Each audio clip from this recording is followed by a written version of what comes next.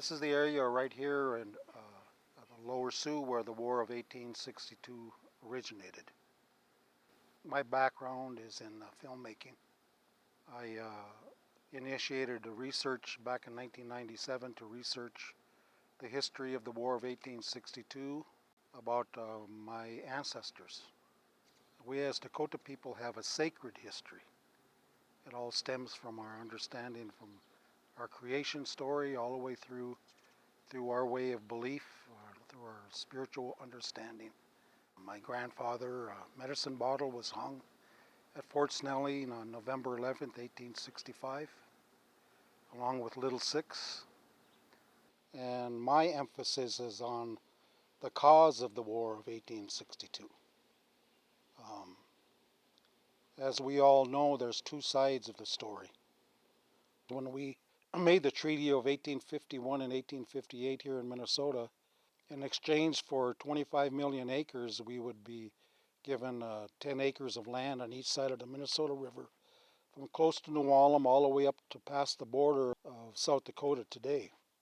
In Article 6 in the treaty, it states that the Dakota people must maintain friendly relations with the citizens of Minnesota and cause no harm or depredations to their person or property.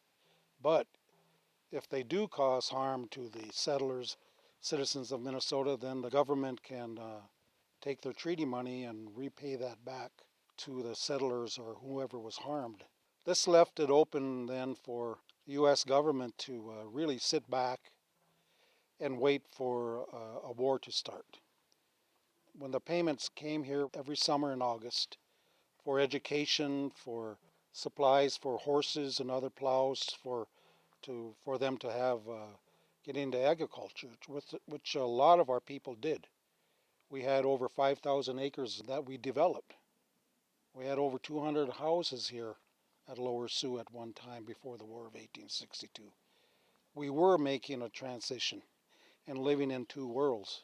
The cause of the war then was when the gold shipment came in once a year, the traders and the agents would take from the top any monies that the Indian people owed them, and the agents would write a list as to what the Indian people would buy. If it was 5 cents for a can of beans or corn or whatever, they would then write in their books $4 for that price of food. When it was time for the payment, the traders would take right from the top all the money that they say the Dakota people owed them, and then there would be hardly anything left over. The traders and the agents and others then would also put in claims for monies that the Dakota people owed them. That would be another part of the money that would be taken out. The superintendents would become rich, the agents would become rich, and they were all in cahoots in doing this process. Our Dakota people knew this. The government sent out the agent to investigate and reported back to Washington, Abraham Lincoln, all the congressmen, senators, saying that we have found proof that laws are being broken here. They're taking money away from the Dakota people. So the government knew about that, as well as there was two ministers, Riggs and Williamson, that sent a letter to the state of Minnesota saying that there will be a war if this is not corrected, that there's going to be a war because there's no justice for the Dakota people here. So they sent that to the officials, the governor and the legislature of Minnesota in January of 1862. They did not listen. In August 14th, 1862, the people from Brown County, New Ulm, Mankato area, got together and sent a letter to Governor Ramsey stating that the Dakota people that we talked to are saying that they haven't received any of their money. They're starving. The agents won't open the warehouses to open up the food for their children, the people to eat, and they're getting angry. And so Governor Ramsey, do something about this. Governor Ramsey, as well as the state legislatures, knew of these letters from George E.H. Day, from Reverend Riggs and Williamson, from the New Ulm people. They did not do their oath of office and protect the citizens and the frontier people around this area, and they allowed the war to happen.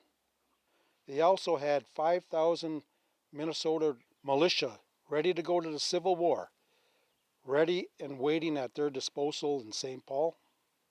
5,000 troops. Governor Ramsey kept them here. And when those people of New Ulm sent that letter to Ramsey, why didn't he react? Because he had the troops ready to go. They had Article 6 in the 1858 treaty ready to go.